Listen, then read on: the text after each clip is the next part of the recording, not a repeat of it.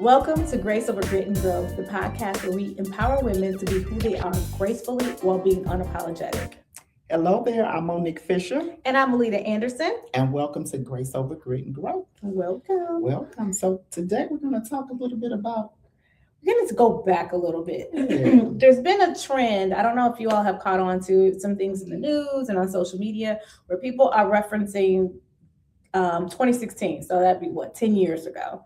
And I don't know if it's specific. I don't think it's anything specific to just 2016, but really just talking about looking back, how things were just a little simpler. We did things a little different. And what were some of those highlights? What does that actually look like? I think too, maybe 2016, depending on your age, like 10 years ago, not much has changed, but if you are somebody who's probably in your 30s, it could be significantly different because maybe you were still in college. Right. So it just kind of depends on where you are. The goal today is we're going to talk about just nostalgia, like looking at today versus looking how things used to be, how you used to move, things you used to do, things you don't do anymore, and kind of giving the why and how that can form some of the things that you may want to consider going back to doing, even expanding on that you kind of let go that you hadn't even thought about. Yeah. So basically, we're just kind of doing a reflection with purpose, right? The nostalgia and looking back. It doesn't have to be negative. No, not at all. And it's not, I'm looking back, or what did I do wrong, or whatever. But maybe it's some cues too into why you are the way you are now. Yes. And we don't take time just to sit and reflect, which is a good thing. That is. And sometimes you get some of the clues, like you mentioned. History repeats itself. It does. And especially if you ignore things, they just keep coming back until you either face it. Deal with it, figure out what's going on and decide how you want to move forward instead of just pushing it to the side. So let's take it a little bit lighter. If we look at, let's say, social media, for instance. Okay. I remember first getting on Facebook, which was right before Facebook was what? MySpace? I'm trying to think. It was MySpace. I never did MySpace. I did it not each day or anything like that. But it was different. I think that for me, I remember getting on social media and being excited because the kids were smaller. And at that time, I was trying to keep in touch with everybody to be like, this is a milestone. They're doing this, whatever. So it was a way for me to share pictures, share information, and kind of everybody could see. So it was more of an update. For me, I think my page was more personal.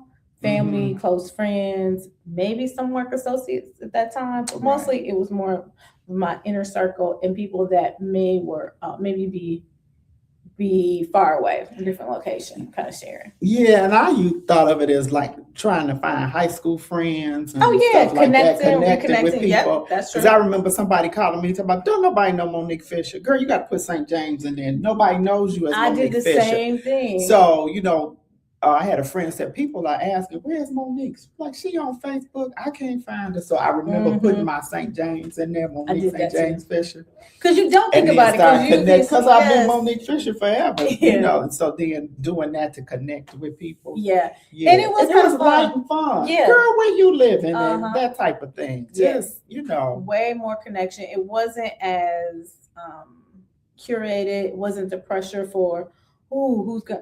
I say that, but I really don't have the pressure now to be like, who likes my post? Right. Because that still but kind there of wasn't the different. Competition and all of that. Yeah, it wasn't. And like I said, like the number of people that I have.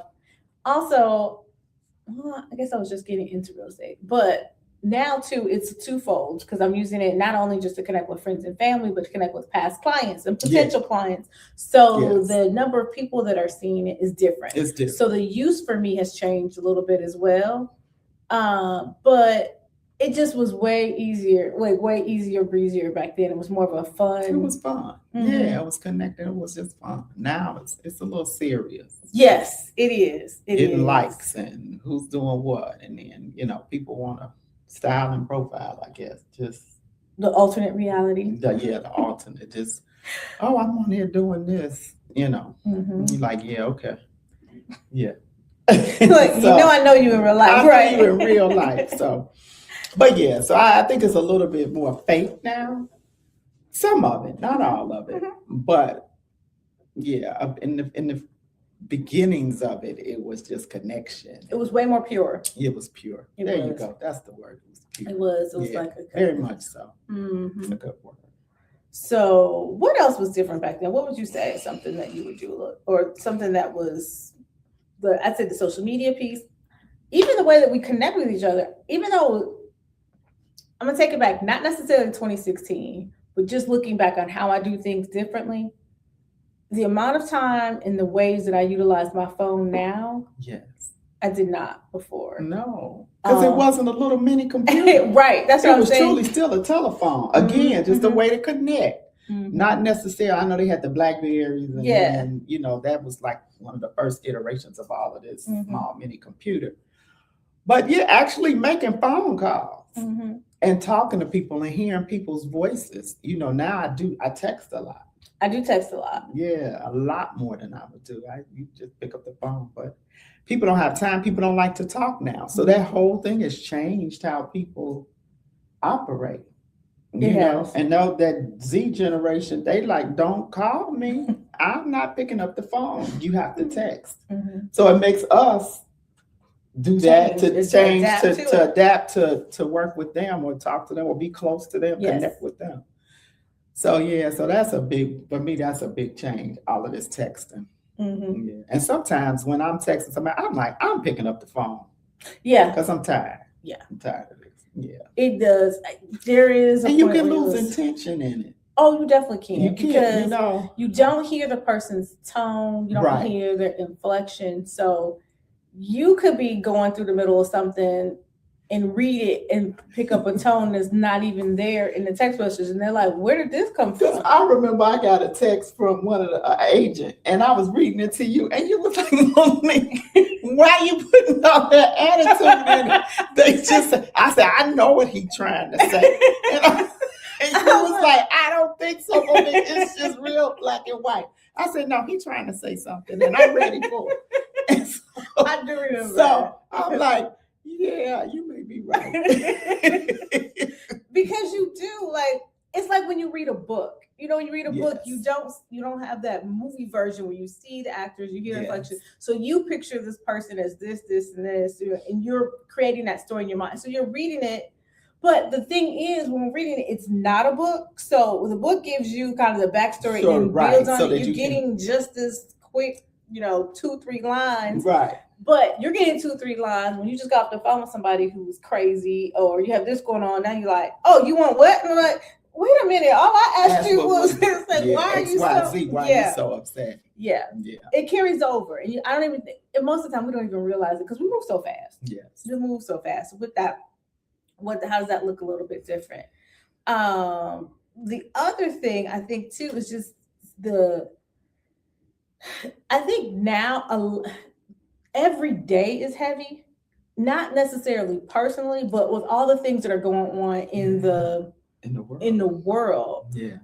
There's so much uncertainty. It is. That you carry those things. You move differently because you really don't know. I mean, we never know what's going to happen, tomorrow or anything. We never had that foresight, but it's like the things that are happening now. I think 10 years, 15 years ago, if you said this, and she'd be like, that would never what? You couldn't even fathom or imagine the things that happen on a daily basis. And sometimes multiple times throughout the day, just the disregard for human life, disregard for decency, integrity, things that we really prided ourselves on as, when somebody says they're good people or good person, it's not the same. Yeah, that integrity thing. I never thought making up lies would be honored or cherished more than telling the truth. No. You couldn't have told me that. Because that's one of the principles that we were raised on, right? Work hard, you're going to be successful, and tell the truth. We were raised, if you didn't know something, tell me you don't know. That's absolutely, and now it's like, are you crazy? And that, you're right, I could have never fathomed that. Yeah. So I think that also changes perspectives and how we move.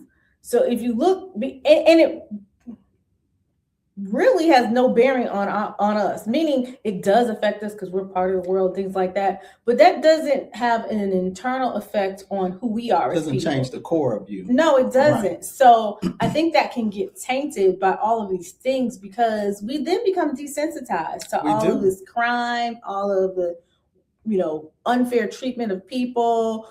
So the expectation levels, and then you just hear and it's like, oh, okay, we don't have that wow factor anymore because okay, it's almost like, okay, what next? What next? Because that's like school shootings. Yes. Who could even imagine that somebody would go shoot up a school? Especially when one of the first ones happened, it was little kids. You're just like, what are you saying? So when it was a simpler time. Yeah. Crime was a little less less crazy. I mean, people did things. There's always been crime. Yeah. But I don't think of that magnitude. It's just like they say there's a code of honor amongst gangsters and mafia. Right. You don't mess with folks' wives and children. You don't mess with people's family. And so to go shoot up a school, that's just and for it to just move forward without, not want to say without consequences, but it's still happening. Yeah. So now, instead of figuring out how to prevent that from happening, instead of the tornado drills, they're now having school shooter drills. Right. They have whole companies that are creating doors and entry points that can be locked by a button, so to keep people, the bulletproof thing, so that people can't get into the offices. So it's like we're preparing for that instead of trying to figure out how do we end it? Yeah. So with all that, like I said, that affects us internally and first your internal clock. So what do you look like? So, and that pushes us into what we call like a survival mode, because then it's like, okay, this might not be like before. You kind of would think, okay, like you mentioned, I'm going to work hard. I'm going to do this. I'm going to work my way up the ladder. Right. I'm going to have a fair shot. I'm going to do this. Now it's kind of every man for themselves. Every man for yourself. So how do you prepare your children? How do you set up things so that your children are set and don't have to start from ground zero? How do you, like, even with colleges and things like that? Now they're talking about, these things aren't certifications. This isn't something that's an actual degree.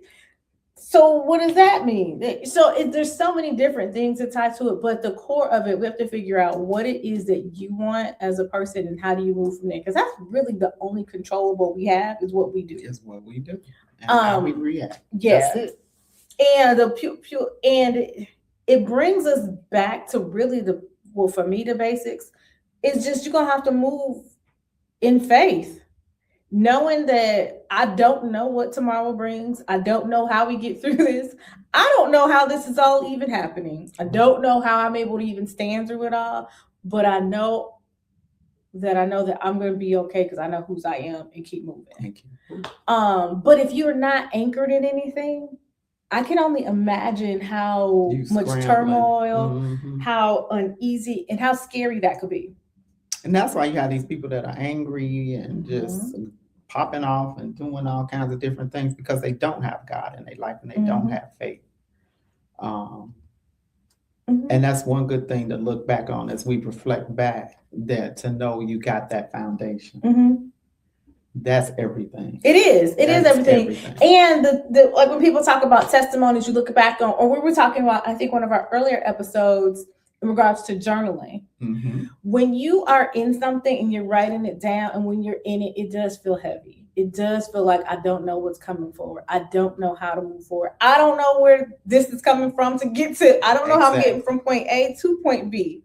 And you can channel all that into journaling or however, it works for you. But the good thing that I love about journaling is that when you do get through, and you write that the lightness that you feel in your heart and the rejoice that you feel that you have got through, the things have changed, that you've got, whatever it was, that breakthrough, it helps you so that the next time that something happens, and it may not be the same thing, but it's going to be something. We know life is not always peaches and cream. So it's going to be something that you can reflect back and say, remember when I thought, because it's so it makes you almost chuckle when you look at things. You're like, I didn't know how I was going. I thought I was going to lose sleep. I thought it was, and then you're like, and then everything was fine. Yeah. So it gives you, it helps you build your faith and helps you be okay to know that it happened. I got through this. So I'm gonna get through that.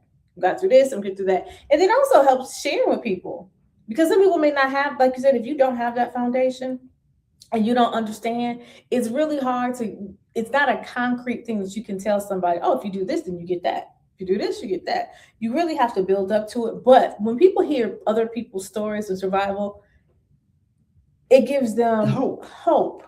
And that is something that we're missing a lot of nowadays. Missing a lot of hope. Yes, because it feels like people are being left on the wayside and that no one cares. Yes. All of the unhoused, all the food programs that are being cut, all these things that are happening with no warning. Yeah. And I think it's so much happening all at once that nobody really knows what to do. Yes. It's like, which direction do you go? We just have so much happening in this country that sometimes I don't even watch the news. Oh, I agree. It's too much. I cannot watch the news every day because it's too much on your spirit. It is. And now that you mentioned news, I think another big thing that's changed, a lot of times when you watch the news is done. Yes. Now it's like, it's there very was tainted. Walter Cronkite and all of them. It was very journalistic. Yes. And now it's like, what is that paper they have in the grocery stores? The National Enquirer. Yes, the Enquirer. That's exactly what it's like. It's like news. Everyone's trying to get the views and the hype behind it. And it's like, okay, what is the story? Like, what is the backstory? It's not really to inform. It's almost like you have to get bits and pieces and then go do your investigative work yourself. It's entertainment. To figure out. Yes. It is entertainment. It is not based in fact and realism. It is purely entertainment. Yes. And so you do, even some of these stations that we think we're watching, like the CNNs or MSNBC, or you still have to be very careful in the information that comes out and how you take it. And that ties back to what we were just talking about with integrity. Yes. Because I think journalism for a while, it was the integrity of, I'll sit down and do an interview with you because I know you're going to be fair and tell my story the way it should be told. I know I'm going to listen to this person because they're going to give me the truth. Now it's who can get the highest rating. Right. It's who's my sponsors. Right. What side of this do we want to see? So there's so many other facets that have nothing to do with the actual story, but are pushing. Even like if you think about our healthcare system with the medicines and things like that, and insurance, and they're not really.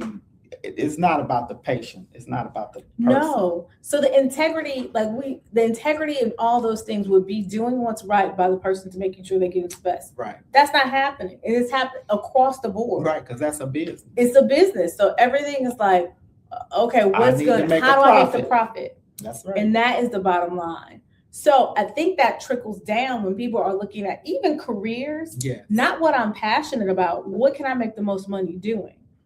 And you could probably do that for a while, but it's not going to sustain you. It does not sustain. So if you take a look at it and you're saying, okay, what is that thing that if nobody gave you one red cent that you would do?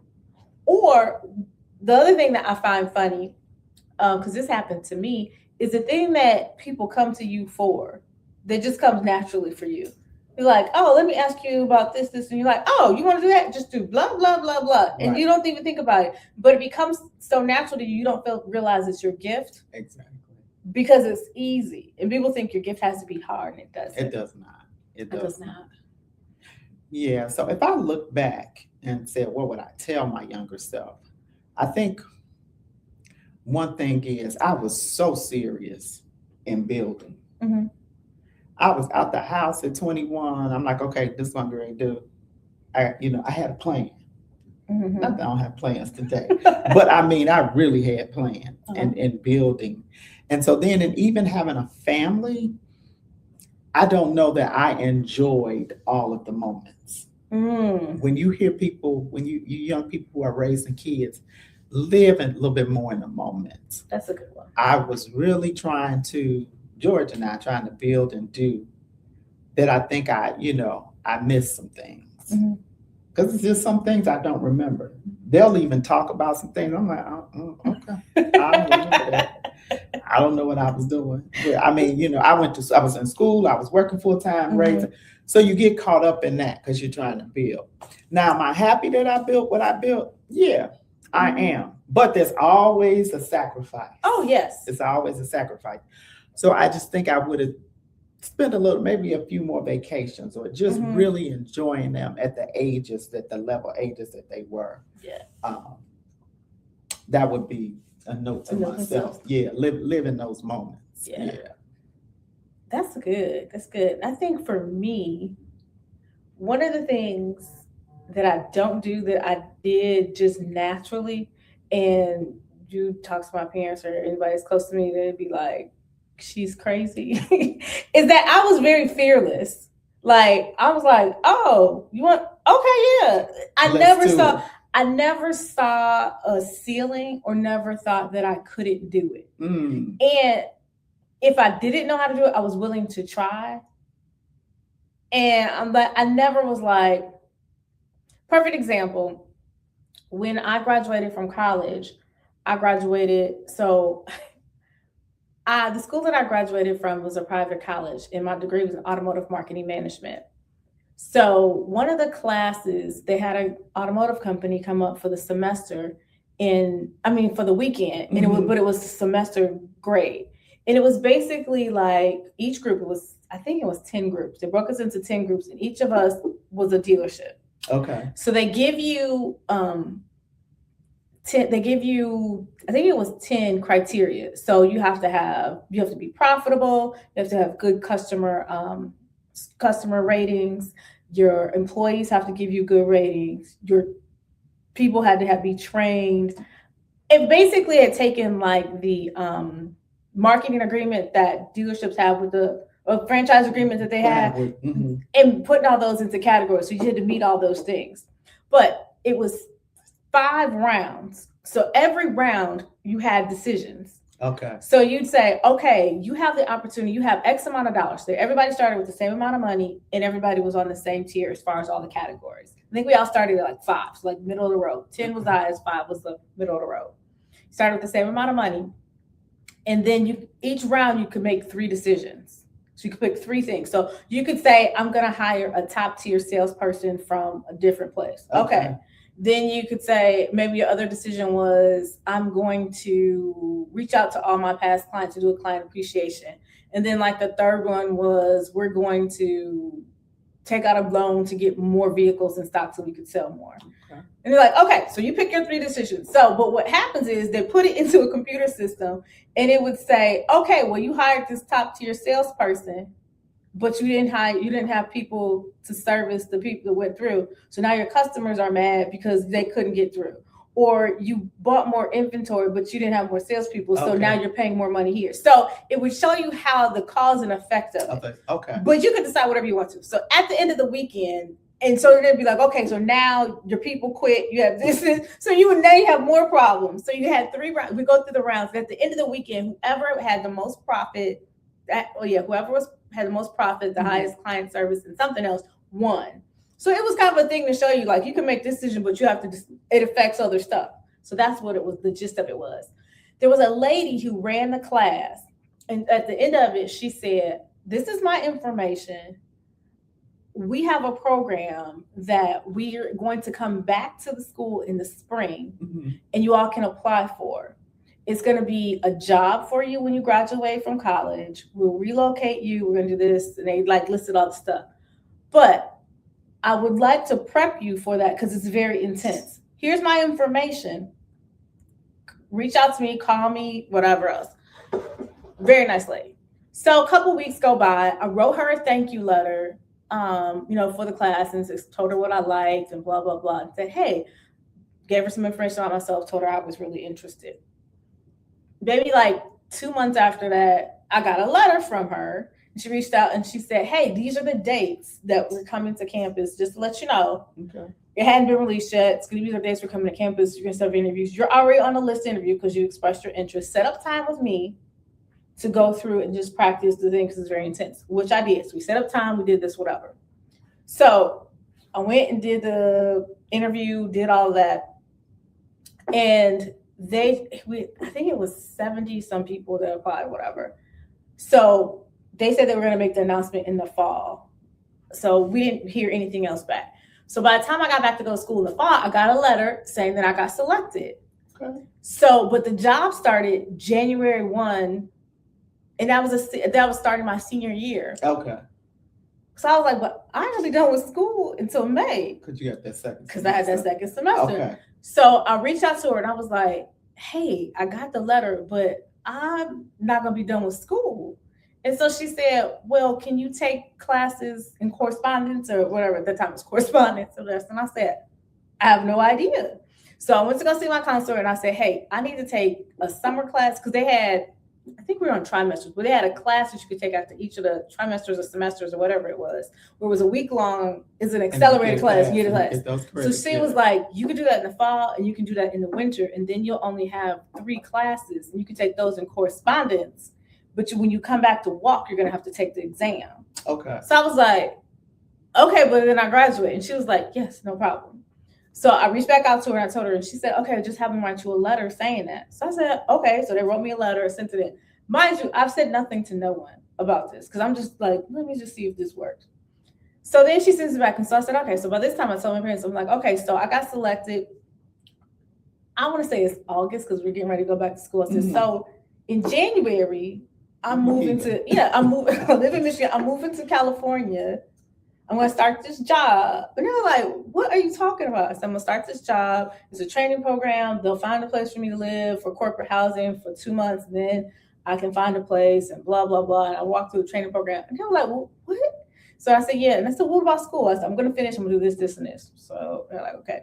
Fast forward. That happened. I did it. Came back, took my classes, and was done. And then people were like, what? So when I talked to her and I said, I really appreciate it. And she said, did you know of that class? I don't remember how many people was in that original class. Mm-hmm. You're the only person that reached out. I told everybody to reach out and tell it because it wanted to give you a leg. She said, you're the only person that reached out, and you're the only person that I've ever heard from that cohort of class. Oh, wow. She said, and what you don't know is that we didn't do it the year before.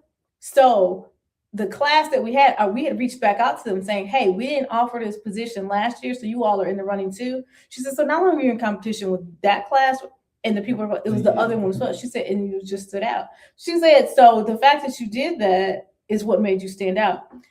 And that from a very point taught me something about relationships. Because it was a talking through, and it was like, oh, it's because I did this and this, and it wasn't foreign. I really was curious and wanted to do it, and I had no skin in the game. If I didn't get it, then I just I'd go for someone else. But if you had to tell me, like, when you're like, oh, like people were like, oh, I'm gonna work here, I'm gonna do that. I was like, oh, I don't really know. I know I want to do something in sales. I know I want to do something in marketing. I don't know what that's gonna look like. Not sure. Stayed there, did that, worked there for 10 plus years, and then, like what you said, I started looking around. I was getting promoted left and right. Enjoyed it, did a lot of travel. Like I would fly out on Sundays and fly home on Fridays. So I was really on my, like where I lived, like Saturdays. Yeah. So I was like, okay, this isn't really sustainable. But I was young. And then there was people there that had been there since they graduated from college. And what I saw was people were married and they had kids. And I remember having this conversation with one of the managers. And she was like, yeah, she was like, her son was in baseball. And she was like, yeah, I haven't been to any of his games because I do this, because these are, she said, so I don't get to make the games and I don't get to do this. She was like, but I send them to this camp or whatever. So he's really good at this. And I send them this and I do this. So it's basically like you're putting money in, but she wasn't there. The other person that worked there was talking about their kids were in therapy and this and that. And so I said, I remember telling my mom this. I said, I'm looking around and none of these people do I want to be. Like, I don't want my life to be that. So I'm here. Happy. Why? Yeah. I said, because this is the road. This is what it is. Like, I'm seeing it cemented. This is the road. The expectation is this comes before all of your things. Yes. And I see that. So I was like, nope, I don't really want to do this. And so she was like, I was like, I don't know, but I know I don't need to stay here. And she's like, well, you should just stay there until you figure it out. And I'm like, nah, I need some clarity. I'm just going to leave. They were like, so you're leaving your job to do what? I don't know. I've saved some money. I'm going to figure it out. And I've always been able to do that and find places where it makes sense. And it's not, and I don't necessarily know what that next thing is. So like you're talking about a plan, no, I didn't have it planned out, but I know what's comfortable and what works for me and where I'm at. And I'm okay with that. And I'm not afraid to work or do things differently. Yeah. So it works out. But that is something that I've gotten away from the fear piece. And I think it's because now it's not just me. Oh yeah, family. Yeah. So now it's like, yeah, I can't really just not do this just because right. I don't want to do this. Right. But the balance of it, what does that look like? What does it look like? Because I also want my kids to make decisions based on not this is gonna pay me X, Y, and Z, and then you get to school, have all this debt, and do it, and realize you don't even want to do it. Right. What does that look like? So that would be for me is the thing is just get back to a little bit of having just a little bit, leaving more on the less fear. Yeah. And I think too, even with jobs and things like that, sometimes, people don't make as much money, but that doesn't mean that they don't save or have. No. When they really do. You hear about teachers all the time who are now millionaires because they've saved their money, because that was a passion of theirs. And they did exactly what it is that they wanted to do. And the other thing that people see is people's success and they mimic that. Yes. What's successful for you or what your passion is, I can't mimic. Yes. Well, let me back up. I can mimic it, but it doesn't yield the same results. It doesn't work for you the same. It does not. Yes. So when people see people's stories, they're like, oh, well, perfect example is real estate. People are like, oh, well, I'm going to become a realtor. I'm like, oh, okay, cool. And they're like, wait a minute, I have to do this. Oh, I don't really want to do all that. And there's nothing wrong with it, but just because you see, or I'm going to do events. I do a lot of events. You do a lot of events for your business. So I love loving all my clients and doing events. So I'll set up events and I'm like, I'm going to do this. I enjoy the follow-up. I like checking in with them to see if they're coming, if they enjoyed it, what would they change. Other people, it's a checklist thing and they don't want to do anything with it. And there's nothing wrong with that. That means that doesn't work for you. So figure out what works for you and do that. Not what works for me. So sometimes people see that, and I don't think people sit in what works for me long enough for them to say, because I can see people do other stuff and it does not move me. Now, I won't say I'll see stuff and be like, oh, I'm never going to do anything different. Right. Some stuff is inspirational and I want to, add little bits and pieces. But to see somebody and be like, oh gosh, I'm going to do no, that's not me. And I know if it's not something I don't want to do or I'm not passionate about, I'm glad it works for you, but that doesn't mean I want to do it. Yeah, even with, I'm going to go something very simple. I got a big birthday coming up. I ain't going to say which one. But anyway, I love parties. Oh. So I'll probably have a party. I like planning a party. Yes. I even have a hard time sometimes having an event coordinator because I like the details of what it's done. I need one. I don't move like I used to. But, I really do want to have a party. And I've had several people say to me, don't you want to take a trip?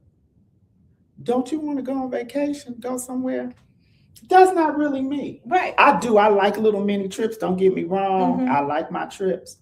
But that doesn't bring me the type of joy that me having a party would bring me. And there's people who look at me and say, girl, I ain't spending that money on no party. I'm going somewhere. Well, that's cool. You do you.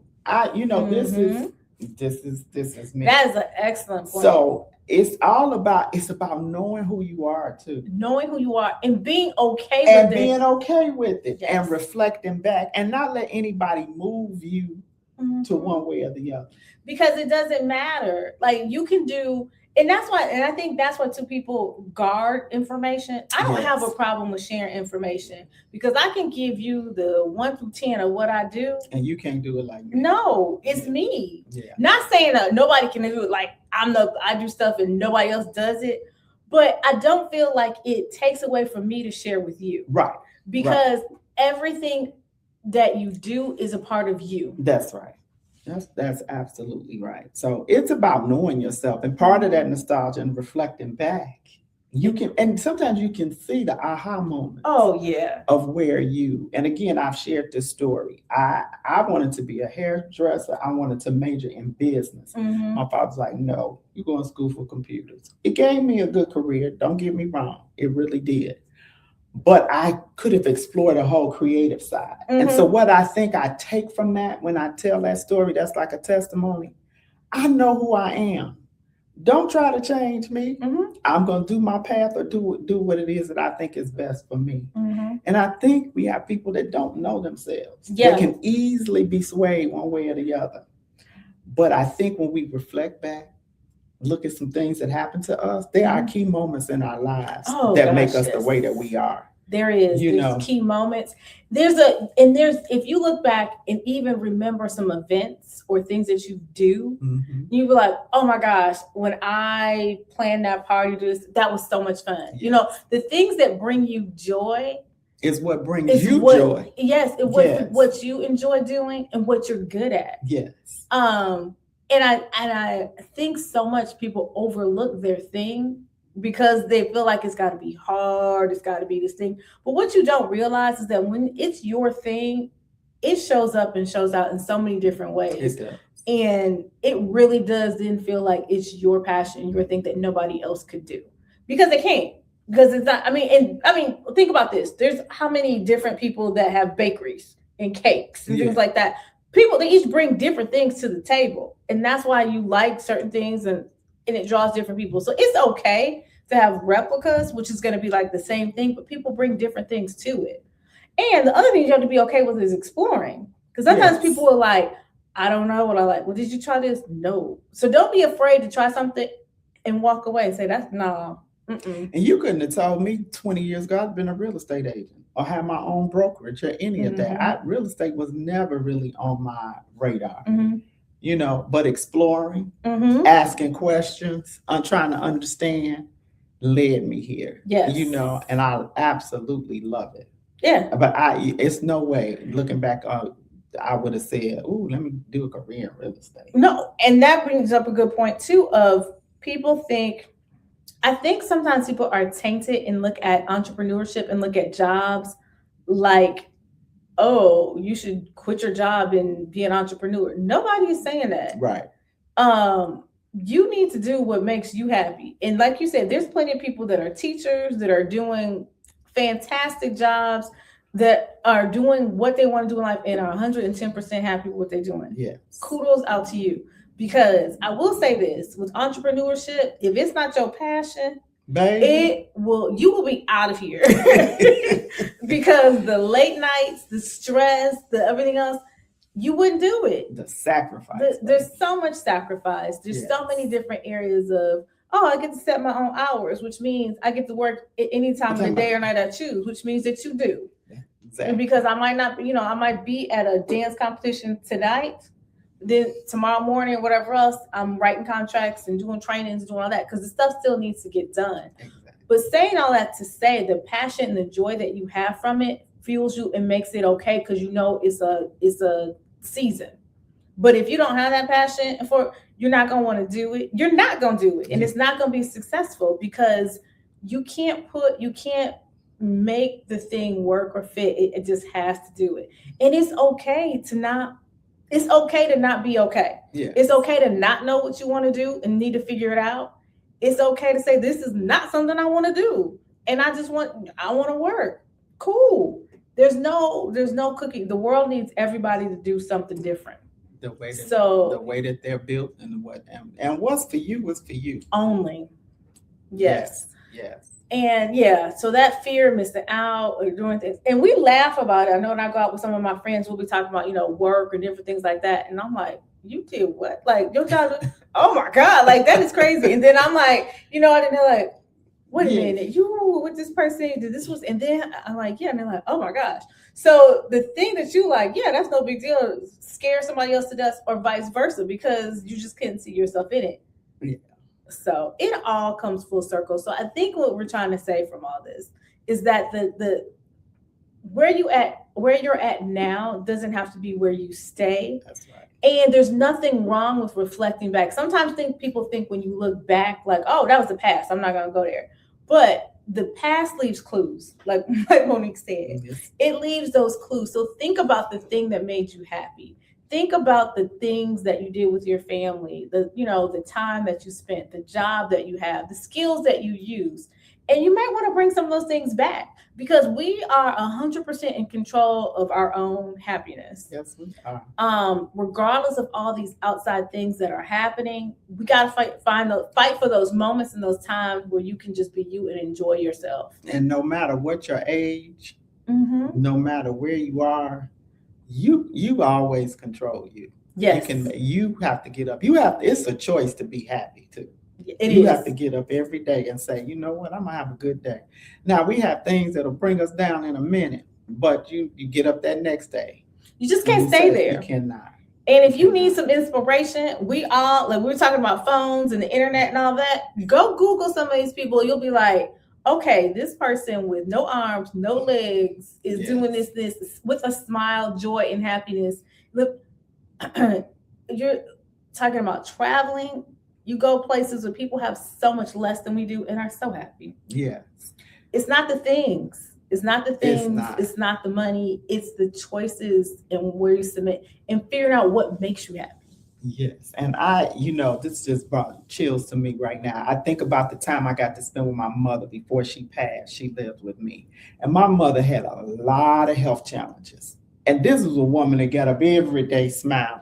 Every day put on makeup. I'm like, what are you doing? Who coming over? And I think about her life, and her life was her family. But every day she made a choice to be happy and not let all of her health challenges, take her out spiritually, and in giving to others. And so when you have somebody like that in your life too, you can't help but have joy. It's perspective. It's all perspective. So, yeah. So looking back is good. It is. You can look back. We all have lived and done some things. Yes. Some things that we like never again, and some things that you may want to revisit. So I encourage you to, get that journal out, figure out what it is that you like, pull some things from there. How can you implement some of those things in your day to day?